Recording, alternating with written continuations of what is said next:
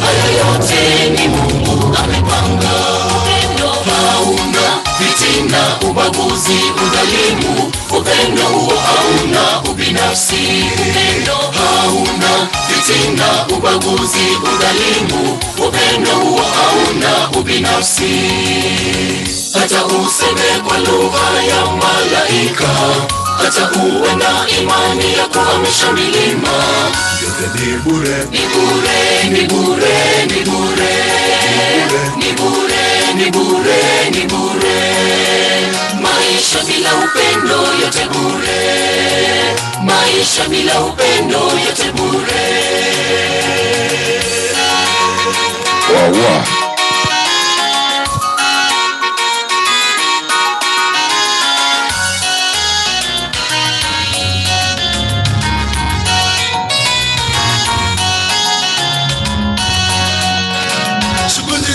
Leo Mungu ametujalia, sisi sote tushukuru Mungu. Shughuli zetu leo Mungu ametujalia, sisi sote tushukuru Mungu.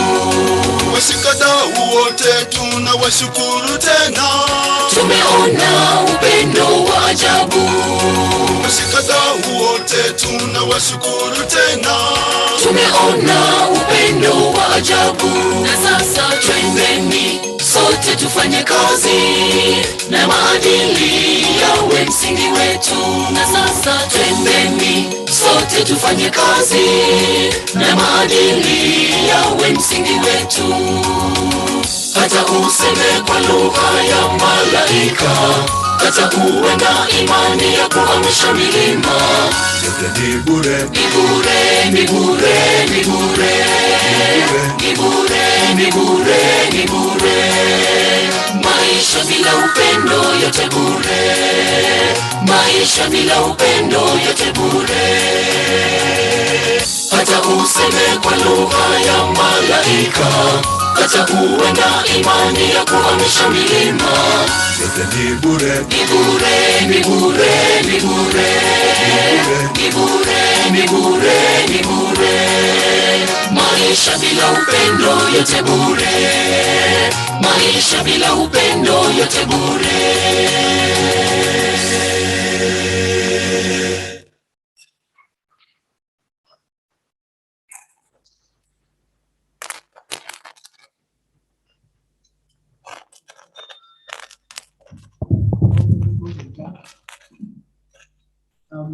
Nuggets of what? Better to present to you as all of us in Ikamba. And it's talking about the youth, how the youth have changed from the norms that they used to be done in the past up to what is being done in the current society. Sit back, relax, and enjoy. Welcome.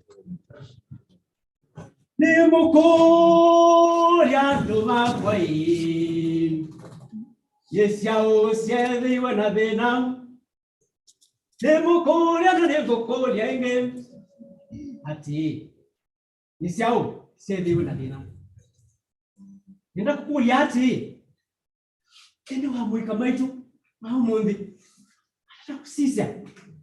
Pena maundu maingi. Maundu mena vinya. Maundu meki batukani. Mundu anduma atije mbele tigo mundu batije. Ikulyo ni ati. Laki bindu itamu kamaitu ni tau.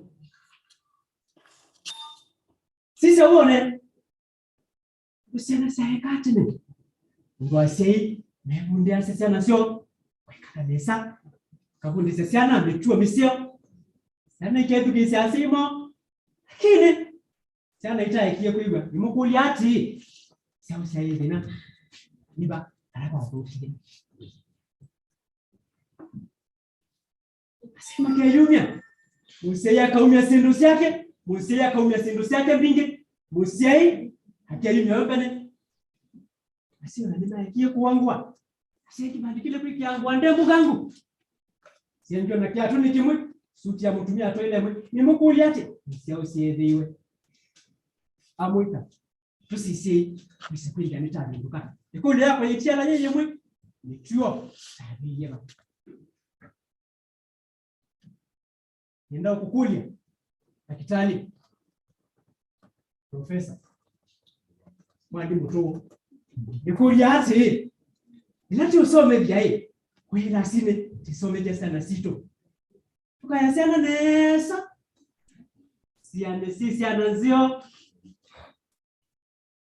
ama sisi angetiano kine kule nenye muyati kana katisoma nesa ke kanini kiambata kabika university angime colleges kinyoru kana katike beni umuntu notingo katike kule la kwa nenye muyati sauti ya kike ndio nyone ndio sungi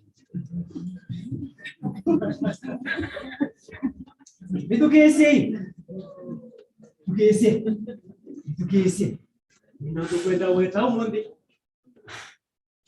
nenda kumya utao kulaku ya sei nenda kumya utao kulaku ya nyanyawa hatuende na gani tuyo ni udeka naye kaudeka tiwe ninena yulu wangu ibano je naku nyasiati tusisi usikwenda sana sito wasia kwanza na ilite naindi kuwekana kithawi na yusa kwenda wisukulu tumia umuika wako nisa sabia kwiki atu miniskirt samutu nini wendoke vya kamwili tukekete kasabu kabisa kabikete ba huyo ndani zaidi batiki ukasisi okete na kimwana mwana ni kisio mwana lakini mbuto wake kiti ila sinua akatembwa akatia roba tena kitu sani bati akimana na masa kimekuto okete atembete ndio basi au mukuli ati alama ina metro na njiba tusisi maisha na sito kwa huo Sei kwatia ni sana tukwatia ni tusogeane. Thank you. Thank you so much for that presentation.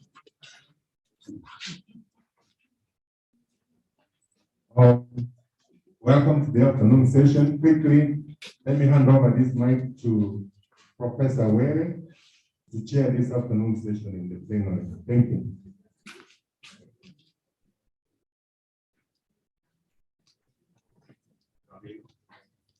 Thank you.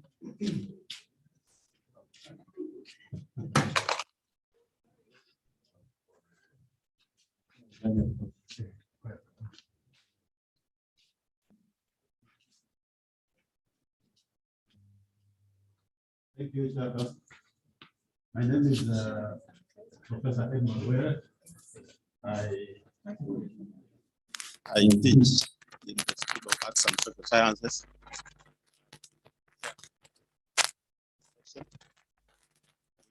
We are going to, the session is about the theme of the session, security, disaster management, conflict research. At the end of the day, we should be getting quite a number of skills and tactics of how to solve problems. My task is very simple. My task is very simple to manage this session. I'm going to introduce the keynote speaker before we take off our different sessions. As an introduction of the keynote speaker, Professor Anakalo Chikandi. He is a full professor of microbiology, doctorate from SLU Uppsala, Sweden. Currently, he's an acting deputy vice chancellor, student affairs and research. He's also the registrar in charge of research extension and resource mobilization. He has been engaged in teaching, research management, and outreach as a bioscientist for 28 years. And his long-term interest is to continue teaching research, mentorship of young academicians, graduate students as a bioscientist. His research interests are in the area of public health, especially in water and food safety. He has expertise in environmental health issues such as residence control, water protection, food safety, and waste disposal. He has excellent ability to identify and manage health risks due to environmental factors of antibiotic pesticide residues combined with food consumption estimates as the basis for exposure estimates with experience in ensuring regulatory compliance. He is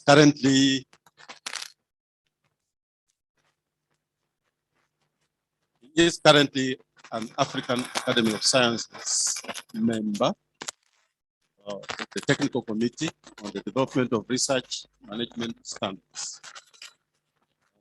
He is also a principal investigator of advanced studies at the Institute of Water Quality and Harmful Algal Bloom.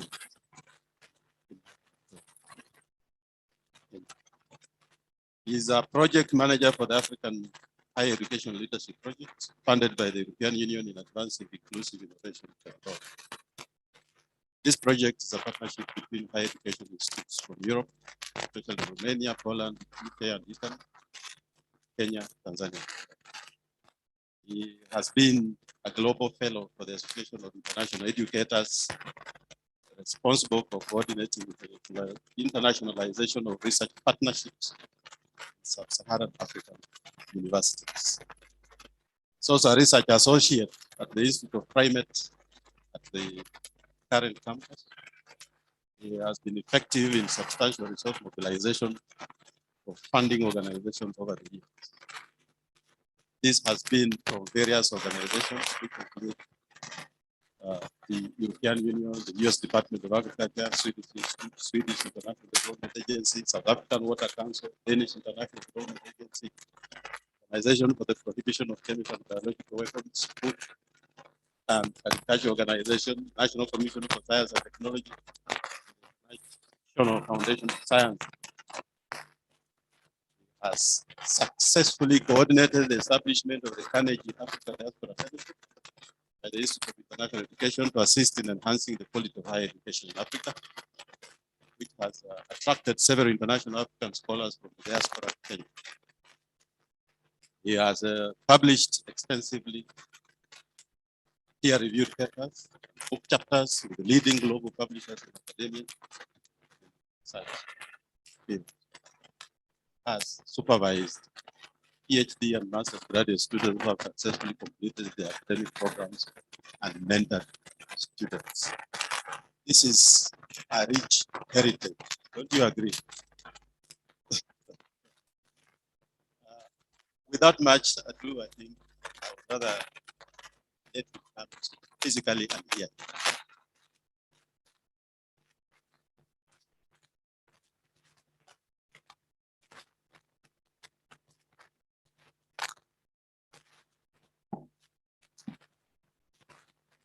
Thank you very much, Professor, for that kind introduction. Our main guest, Professor, whom we had a chance to interact with yesterday. It's my pleasure to be here with you colleagues today to mainly give a talk on an area which is of interest to us. So today I'll then be talking a bit more broadly than my specific areas of research specialization, but in a way it is linked.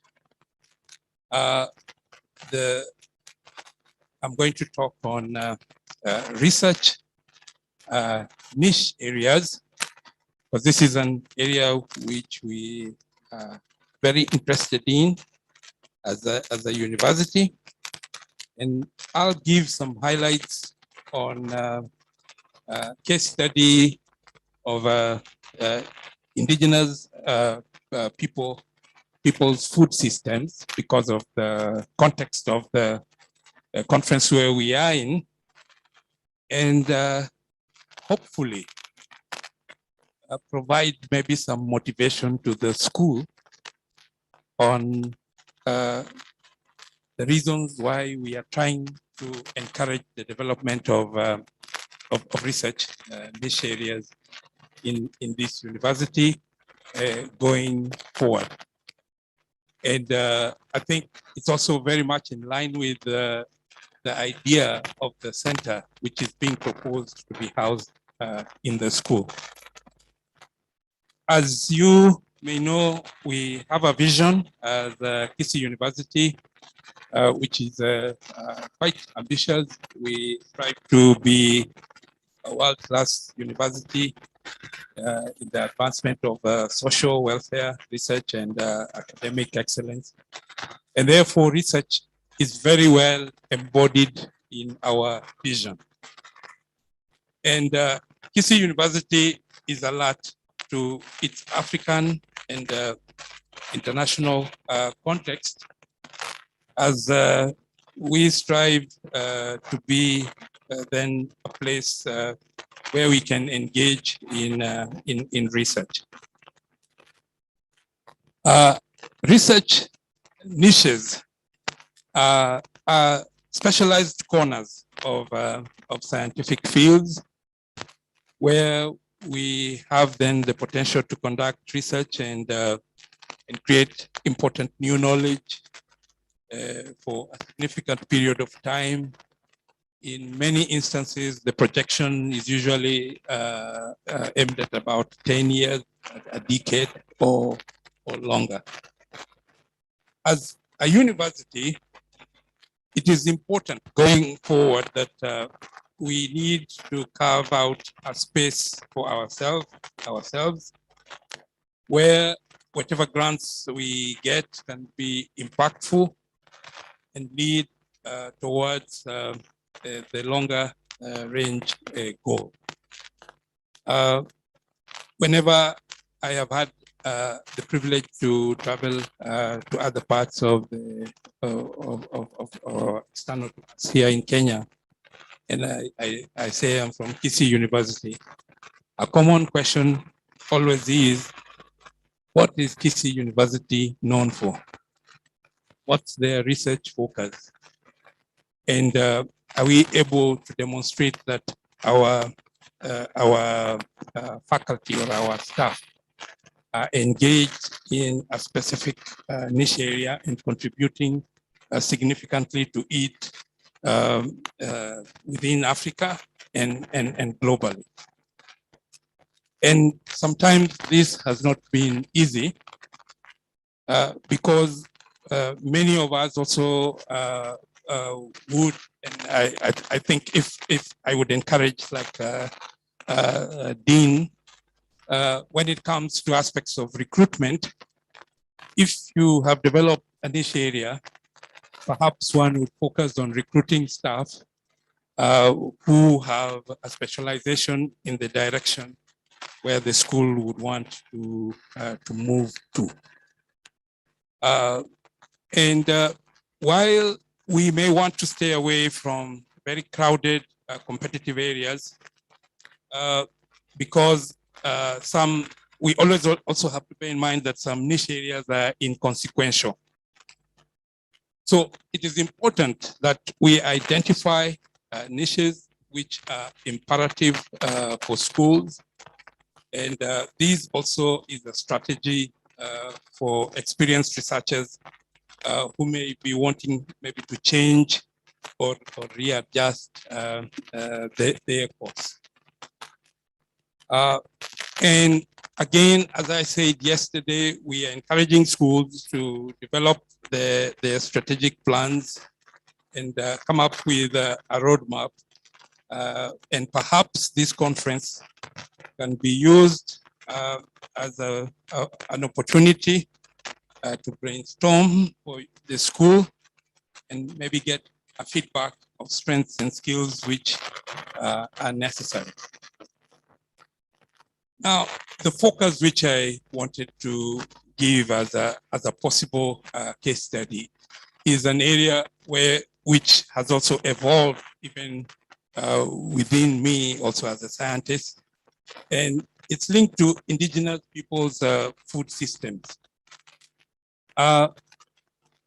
Indigenous people's food systems contain treasures of knowledge from long evolved cultures and patterns of living in our local ecosystems. The dimensions of nature and culture that define a food system of an indigenous culture contributes normally to the whole health picture of the individual and the community. And this is not only physical health, but in terms of physical health, many people perhaps are not aware that essentially food has a very significant contribution to our health. And when you are thinking of the specific, what we call the bioactive compounds, which may be inherent in food systems, these can be linked directly to the health status of certain communities. But apart from physical health, foods also contribute to the emotional, mental, and spiritual aspects of health, not only healing and protecting from disease, but also having an input, as I've just indicated. Food systems then are related to the complexities of social and economic circumstances, and regrettably, they are becoming increasingly affected by the forces of globalization. Within the larger society in which we live, rural indigenous people have a lot of knowledge as relates to their local environment and the foods which are also inherent there.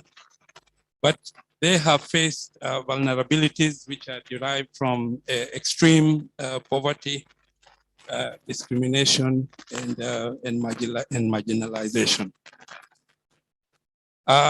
This can then mean that access to these resources become limited and causing unnecessarily poor health outcomes.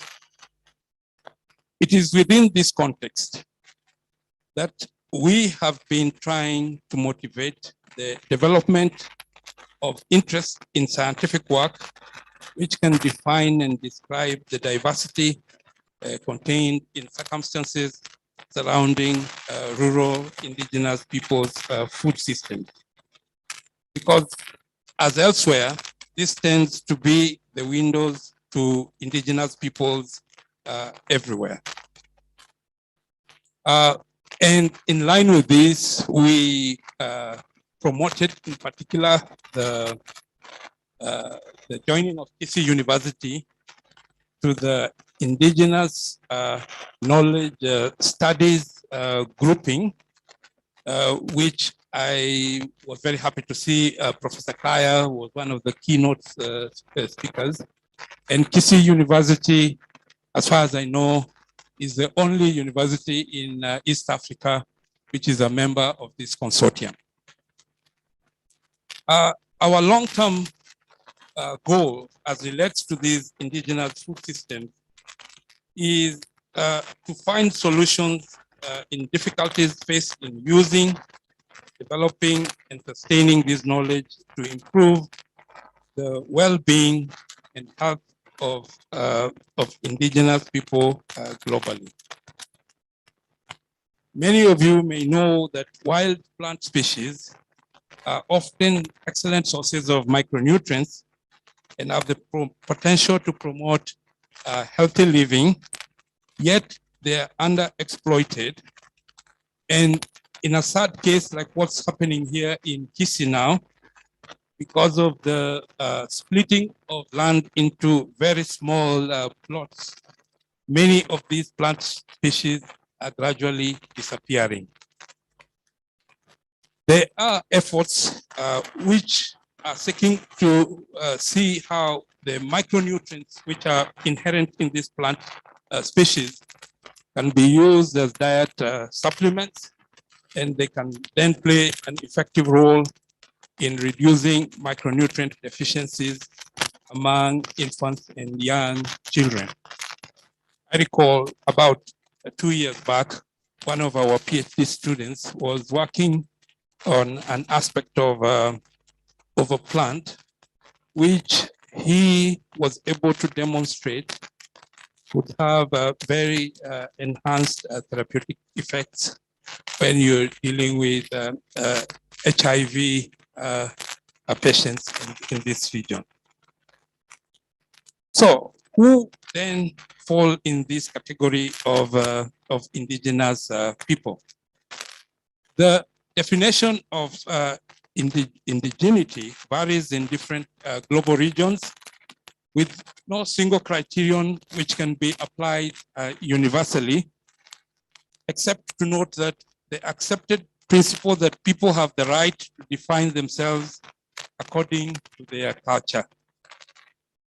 Within the context of food biosystems, we maintain that indigenous people are those who retain knowledge of the land and food resources rooted in historical continuity within the region of residence. And even this sometimes is not easy to define. I can give you an example of a complexity which occurs like where I am linked to. The Luya are also known as Abaluya, or sometimes Luya with a Y, and they are regarded as a group of 20 Bantu peoples native to Western Kenya. They number slightly over 6 million if we take the last census, close to over 7 million, which accounts to about 14% of Kenya's total population. And when we try to break it down, the Luya would refer to having about 20 Luya clans. And I know Dean has, in fact, I think we both had one paper where we were looking at some of the demographics of the community when it comes to in respect to death. And some of these aspects become evident. And the respectively language is called Luya, and as I've said, they're about 20. But by other accounts, we say they're about 21 when we include the Suba, but the Suba is controversial slightly because the Suba traverse even areas of Nyanza Luo, if you go to Rusinga and Mfangano Island. And I think even I think within the Kisii, some of them are also linked. But when we do that, we say they're about 21. But each of the 21 has a distinct dialect. And I can give you an example again. If somebody is speaking a dialect from Bukusu, I would struggle for a long time, notwithstanding the fact that my own mother came from Bukusu. So we have these dialects which, and perhaps they say politically, that's why we never have any common ground as a, as a community.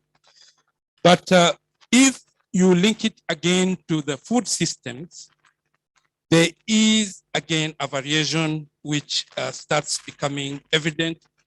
And what may be referred to as traditional food systems may fluctuate again within this clan.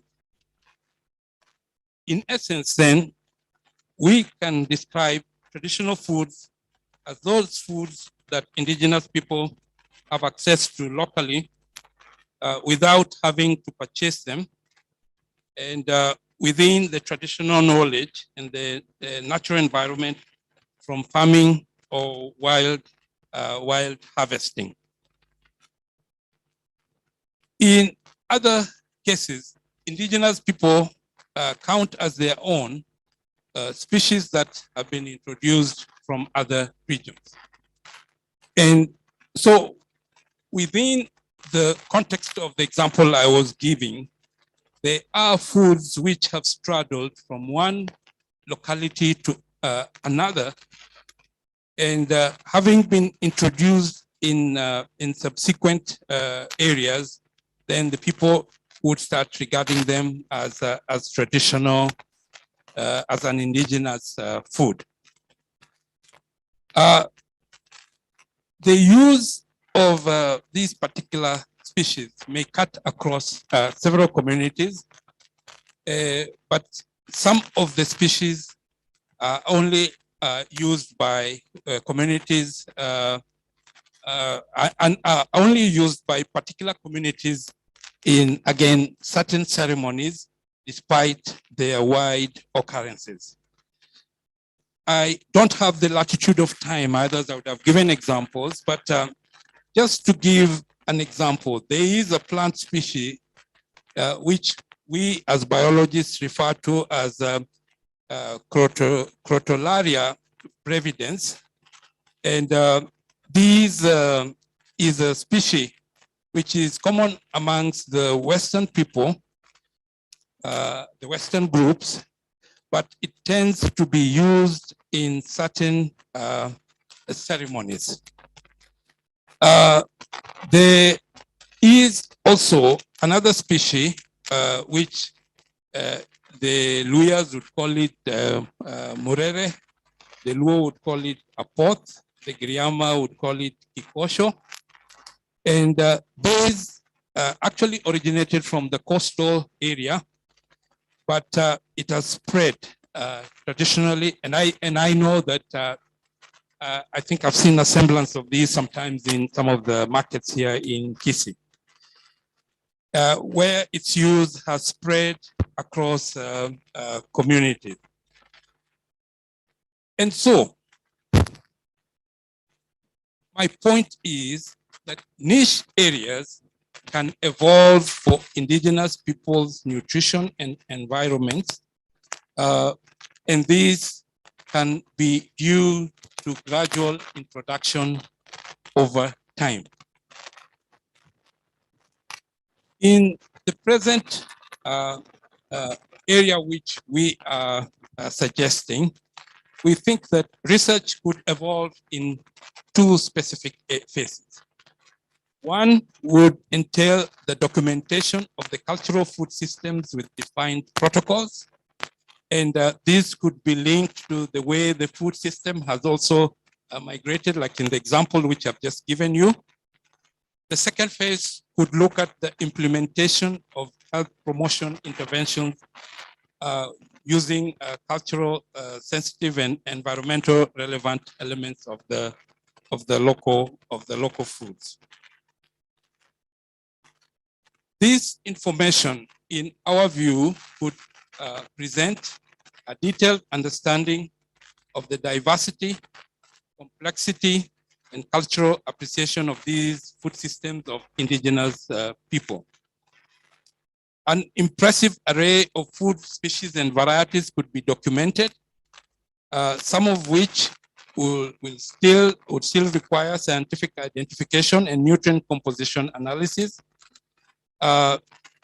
Just to give an example, I came across a paper where the Maasai have been able to, one researcher within the Maasai community has been able to document 35 food species, and this is in an arid drought area. In conclusion, we are suggesting that this niche area could be an area which could be domiciled here in Kisii University, and it has the potential to capture the attention of leaders in many sectors of local, national, and international governments and agencies. And a forward-looking approach is needed in these sectors, which could address indigenous people's food security and for building attention on the rights of indigenous people to maintain their cultures, environments, and preferred food systems. Thank you very much for listening to me.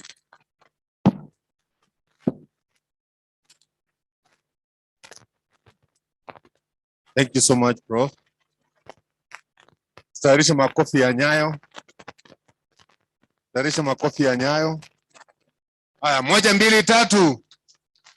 Thank you, Professor Chitandi, for your keynote address to all of us. Fungua. Thank you very much. Just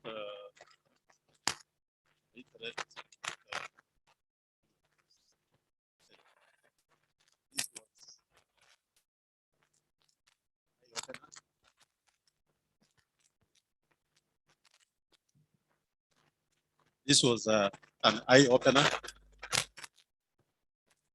has taught us quite something. Take for granted. The professor was talking about that plant, the one with the biological name. I